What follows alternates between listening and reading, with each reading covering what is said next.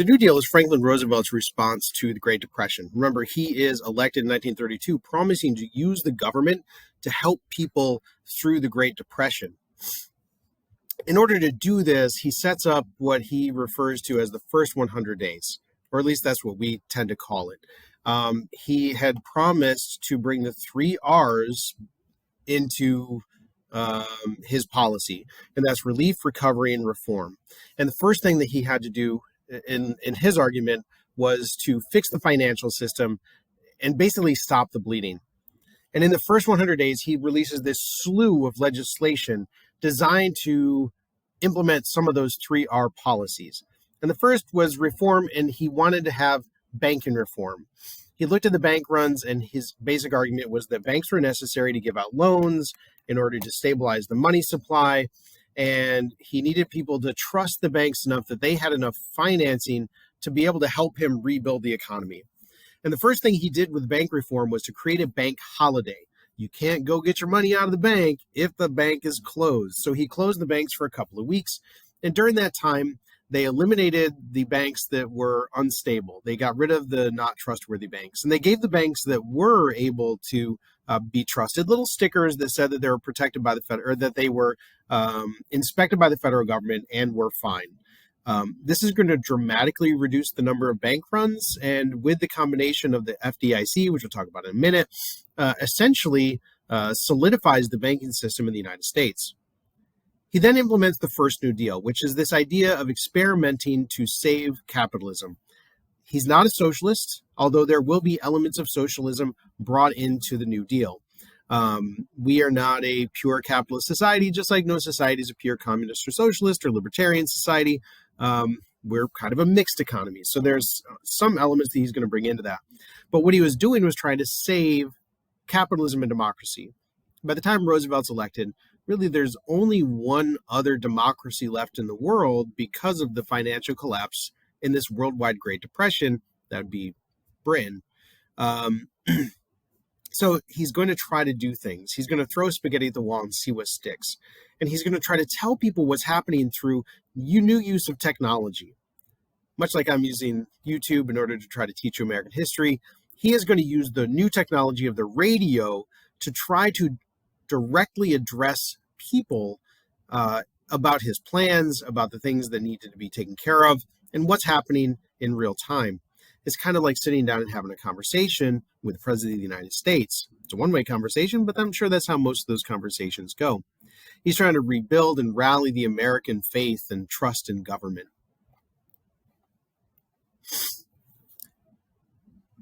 Now, Roosevelt uses this analogy that you probably don't understand, and he calls it priming the pump. In these pumps, in order to get water out of a pump, you need to fill the tube with water. So you have to have water first before you can get more water. And he basically argues that the government needs to spend money that it might not have to get money into the economy so more money can come out. So Roosevelt's going to use the federal government's ability to borrow money in order to try to prime that pump. He's going to deficit spend. This is referred to as Keynesian economics, right here. Keynesian economics, named after the economist Keynes, that said governments should deficit spend in times of economic difficulty in order to prime that pump and get the economy kickstarted and get things moving back in the right direction. So he's going to use all that money to get people jobs, sometimes to give them direct checks in order to reform and restart the economy. In addition to the bank holiday and inspecting the banks, he reopens the sound banks and also creates the Federal Deposit Insurance Corporation. This means that if you put a certain amount of money in the bank up to a certain limit, that money is insured, and if the bank collapses, then that money will still come back to you, care of the federal government. Now I think it's somewhere in the neighborhood of $225,000. It might be more than that. But any money up to that limit, you are guaranteed to get back. This means that people aren't going to feel the need to run on the bank because they know their money is always going to be there. In addition to regulating banks, he also feels the need to regulate Wall Street. He does this through the Securities and Exchange Commissions, the SEC. Now, we needed to regulate Wall Street because of all that buying on margin. It was those unsound speculative practices like buying on margin, that led to the stock market crash, which then led to the other chaos, right? And we mentioned that the stock market crash wasn't the cause of the Great Depression, but it was the thing that signaled it. So they needed to safeguard that.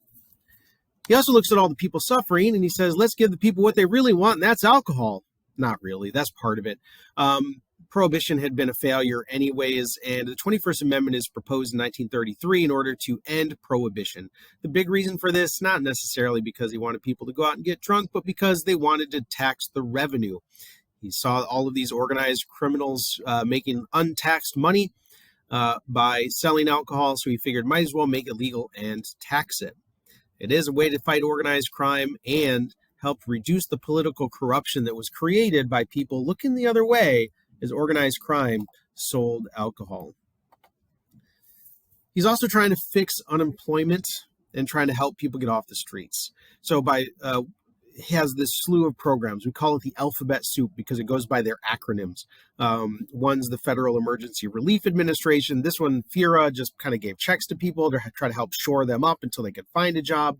Created the Civil Works Administration, trying to get people out there building roads and bridges and schools and hospitals, things that are necessary for the infrastructure of the country.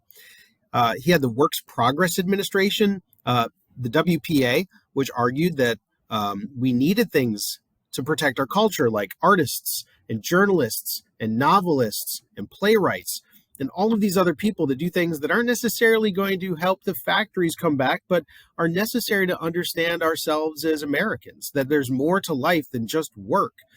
And he pays people to go out and perform their art, to do things like interview people and create murals in public places and to write plays and all this other stuff. WPA is pretty important for that. What you see here is the Civilian Conservation Corps. One of the problems was that in urban areas, young men were becoming problematic. They were unemployed, they were bored, they were getting in trouble.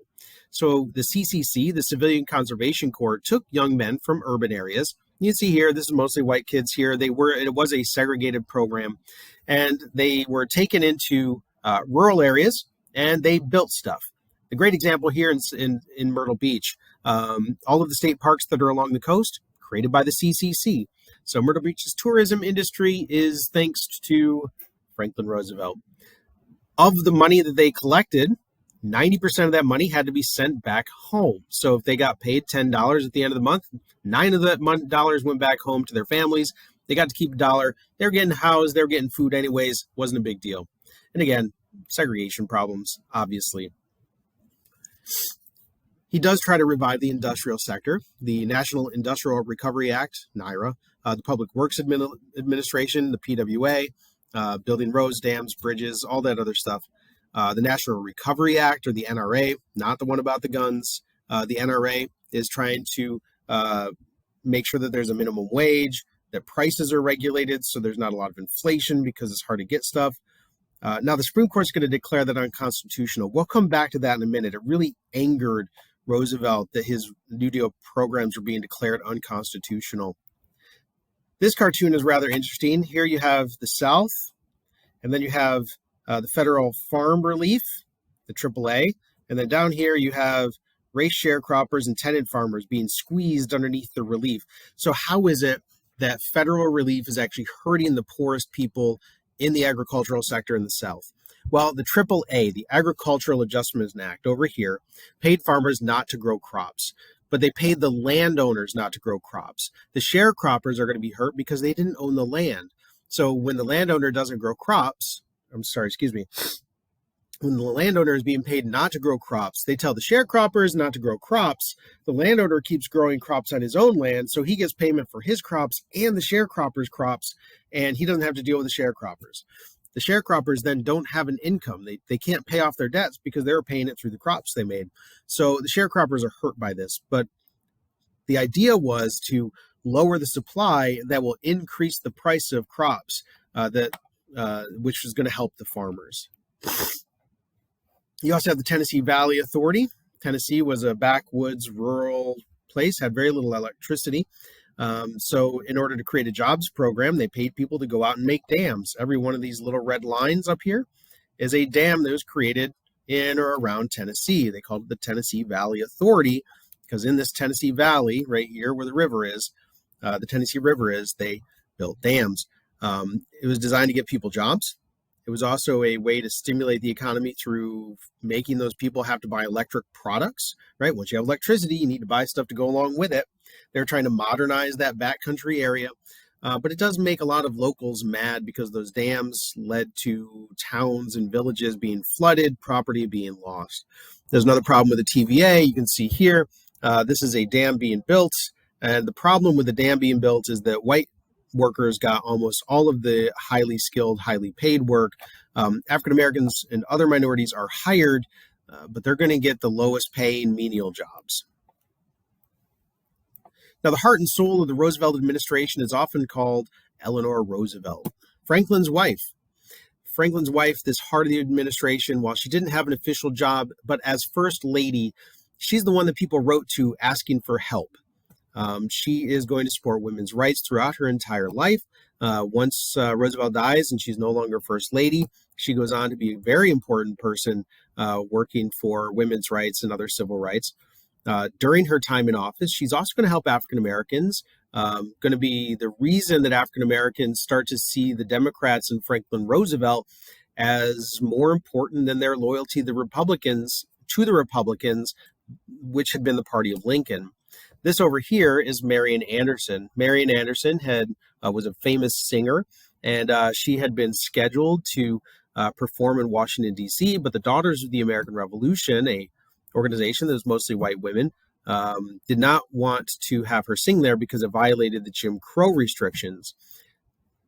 Eleanor Roosevelt, down here, worked with Marian Anderson to find her a new location to make sure that she could perform in Washington, D.C. And if you see here in the background, they put it in front of the Lincoln Memorial.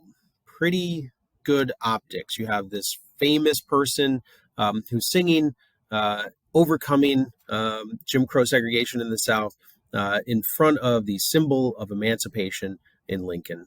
So Eleanor Roosevelt is going to become very important in helping women and African Americans here. But the Great Depression isn't ended by the New Deal. I think that that's pretty obvious. We'll talk about why in just a minute. But World War II is the thing that's going to end up ending the Great Depression, but it's not the war. War doesn't end the Depression. Please be careful of that. War is not ending the Depression. The thing that ends the Depression is the massive government deficit spending of World War II. We'll talk about that more in the next unit, but it's not the war. It's the deficit spending caused by the war. And some people are going to argue that if the government had spent as much on as much on the New Deal as they had in World War II, we wouldn't have needed all the deficit spending in World War II. We would have been out of the Great Depression. But they didn't have that Keynesian idea yet. They weren't all, not everybody was on board with that. African Americans are still going to struggle during the New Deal. Very little is done to address the Jim Crow problems in the South. In fact, many of them are overlooked in order to pass other legislations.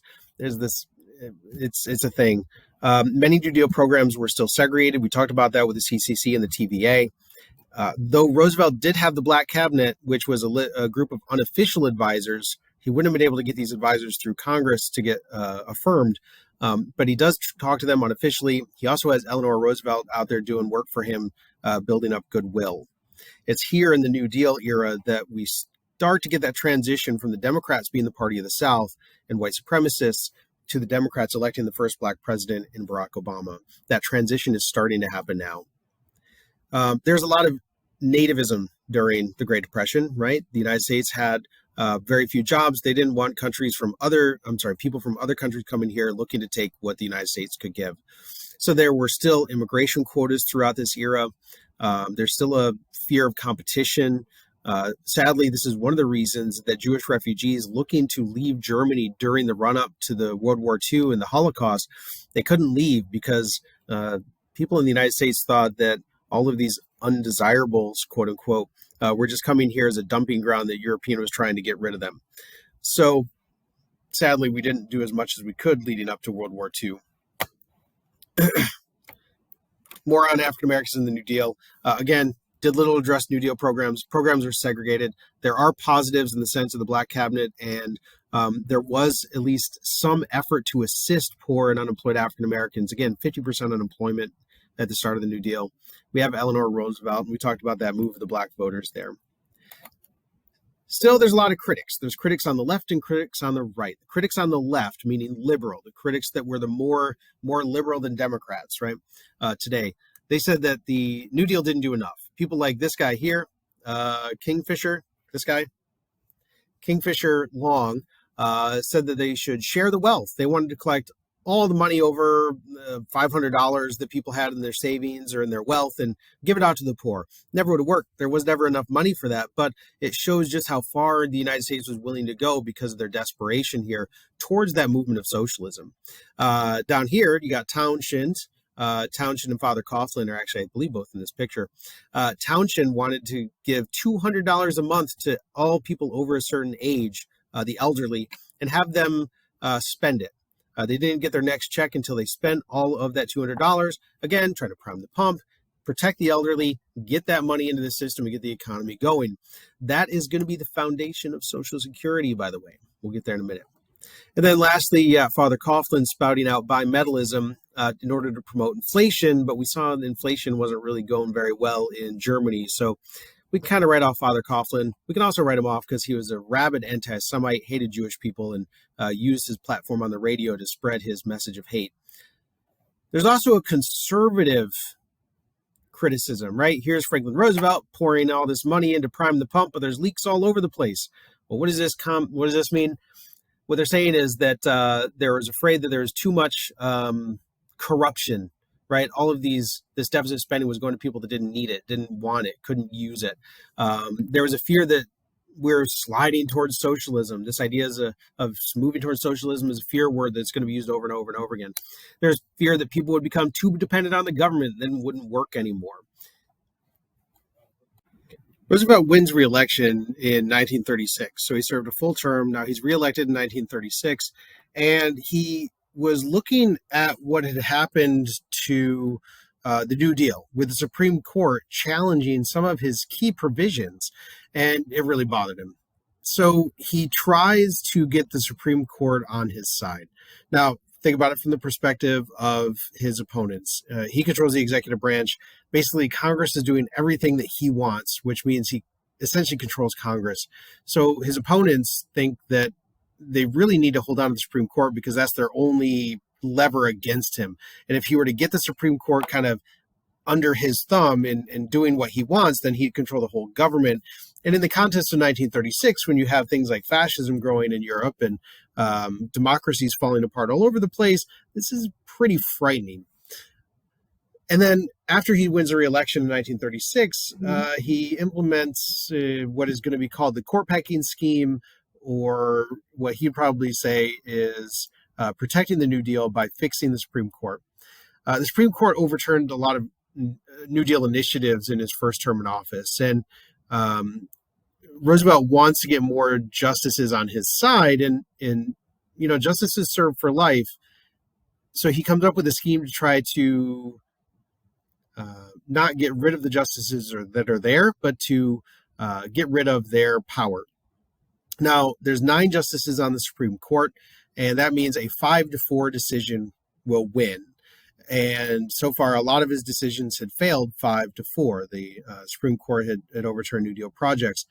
So he wants to protect the New Deal, and he adds suggesting 6 new justices to the Supreme Court. He argues that 6 of the justices are over 70. They need more help. They're slowing down. So he wants to give 6 new justices. Of course, he'd be the one that would be able to appoint them, and the Senate that he essentially controls will be the ones to approve them. And like this cartoonist over here is suggesting, they would simply be New Deal yes men. They would obviously support the New Deal because Roosevelt would pick them because they would support the New Deal. Now, the effort fails. The court packing scheme never goes through, but the Supreme Court doesn't overturn any more New Deal programs, so it kind of works out in the end.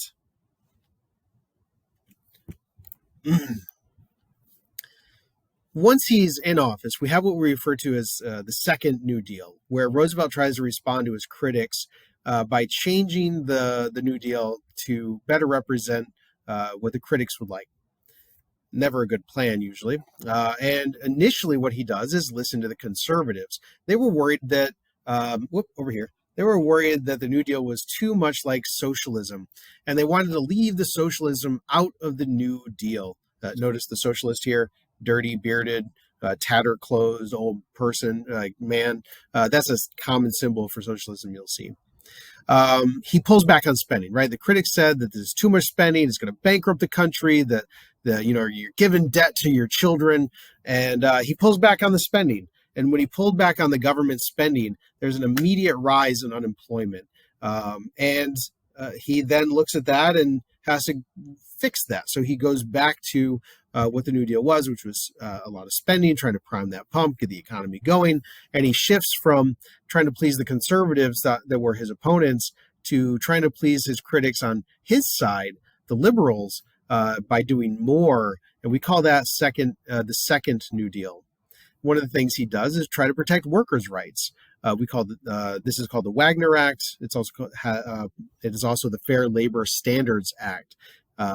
In the Wagner Act, which one labor union official called the Magna Carta of Labor, the Wagner Act protected the rights of unions to exist and make sure that they have the right to collectively bargain, meaning that unions can work together and the ownership has to meet with those workers and negotiate a fair contract. He encourages increasing wages. He encourages protecting workers' rights. And the New Deal tries to make up for that laissez-faire 1920s loss of rights that a lot of the working class felt. Probably the biggest and longest lasting program from the Second New Deal is the Social Security Act, something that we have today. The Social Security Act was intended to provide checks to aged, disabled, and the unemployed. And it's paid for with a special tax called the payroll tax. If you are working, you look at your payroll stub, you'll notice that there are a couple of taxes taken out. One of them is for Social Security. Money is taken out of your check and is passed on to others. Social Security right now mostly deals with the elderly, although there are disabled and unemployed. Social Security is its own tax, and I believe by law it is deficit neutral. So it doesn't add to the deficit. It's all paid for through the payroll tax. Certain jobs and people were left out intentionally of the Social Security Act, which is kind of unfortunate. They were left out because they were trying to get the Social Security Act passed. So a lot of work that was done by women, and especially minority women, like house cleaning, was left out of the Social Security Act entirely. So if we talk about the legacy of the New Deal, Roosevelt is trying to court the unions, which means he's trying to get the unions on the side of the Democrats. He's also trying to get African Americans from all across the country, but especially the North, on his side. Counter to that, the Southern Democrats begin to distance themselves with the leader of the Democrats, Franklin Roosevelt, right? So you can start to see this break between Southern and other Democrats, Northern and Western Democrats. The big deal here is that the legacy of the New Deal is that the government, the belief that the government should respond to economic crises and they should be more responsible for the well-being of people. No more of this rugged individualism, pull your bootstraps up of Hoover. The idea that the New Deal programs and the mentality is still impacting the United States is pretty important.